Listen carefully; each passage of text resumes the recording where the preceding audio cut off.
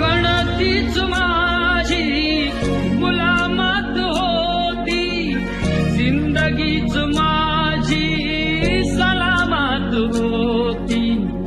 तोडलीस माझी गुलामीची बेडी, अशी झुंजणारी तुझी जात होती.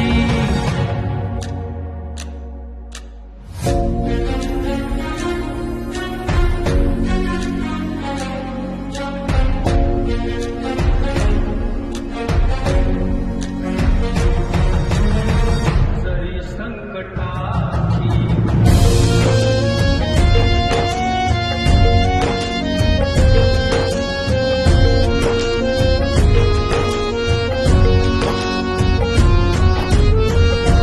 संकटाची काळरात होती, तरी संकटाची काळरात होती.